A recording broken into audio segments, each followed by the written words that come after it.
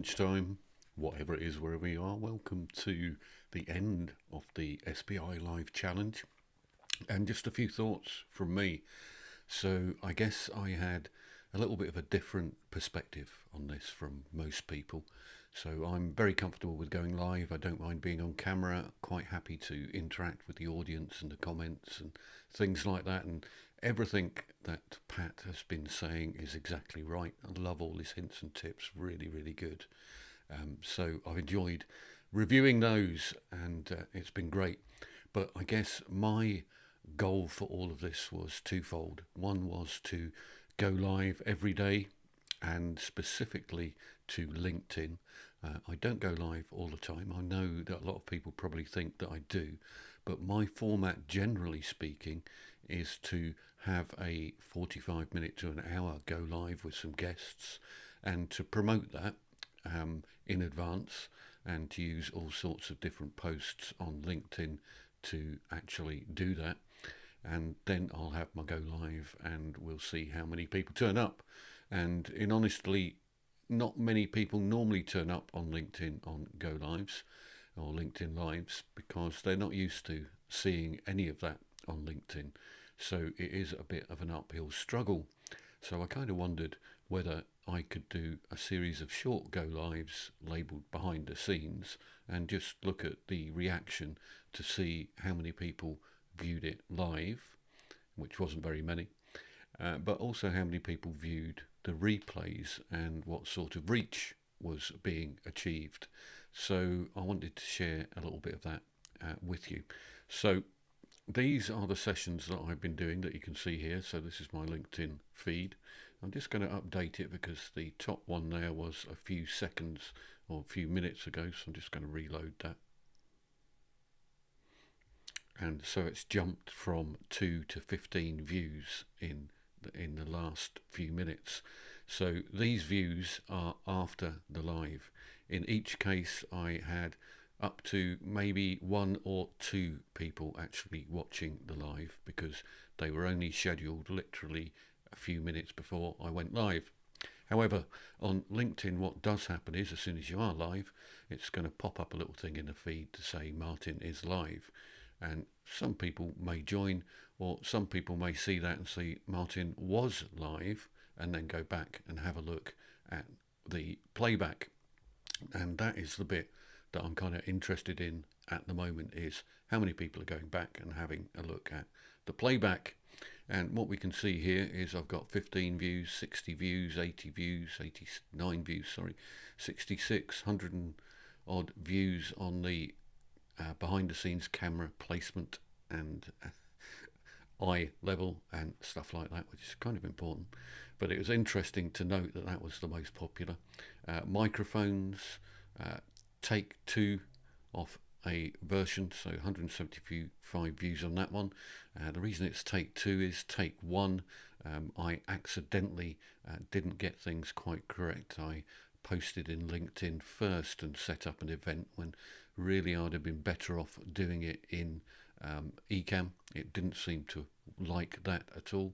So take 2 was me scheduling my event in Ecamm on LinkedIn and also on YouTube in that particular case.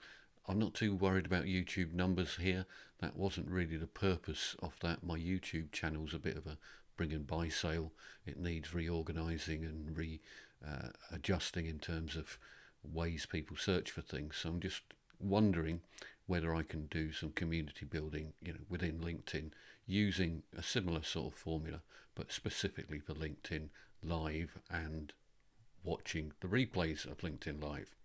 So if I just go scroll down a little bit further, you can see a couple of other shows that I have done live. So this one here, 210 views post live. I think there was a good dozen people on that, about 60 odd registered, about 12 turned up, and I got 210 views afterwards, which was pretty good.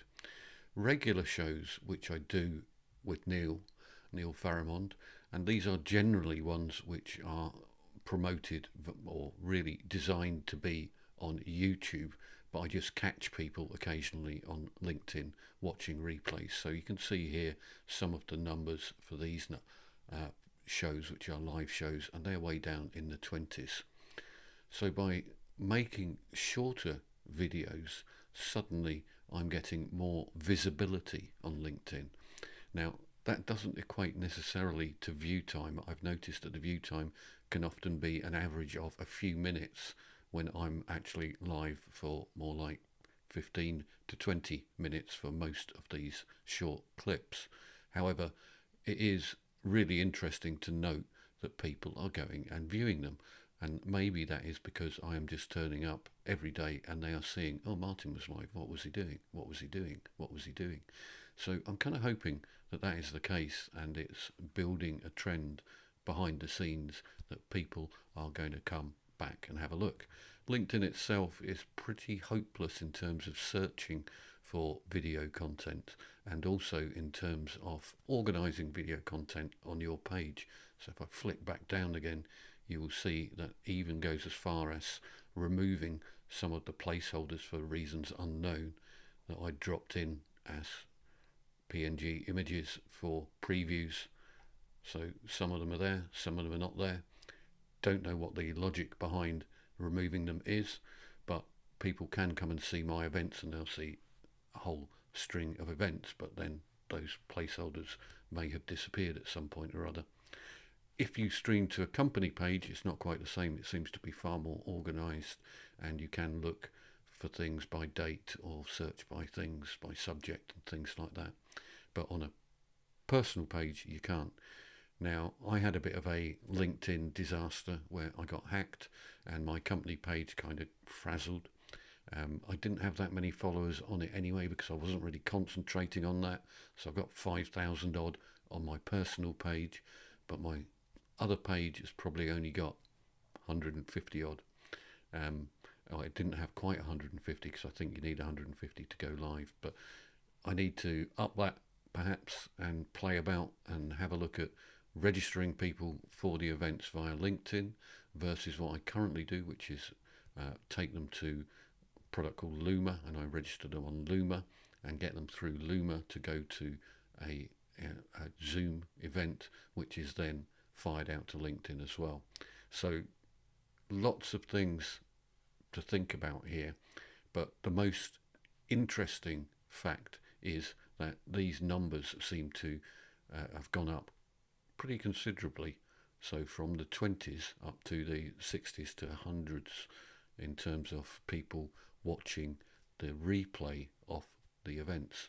So certainly this has been a very successful exercise for me, and hopefully people have learned a little bit more about how I present things with Ecamm at the same time.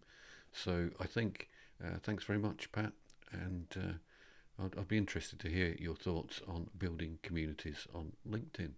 But for now, it's cheerio from Edinburgh. See you later.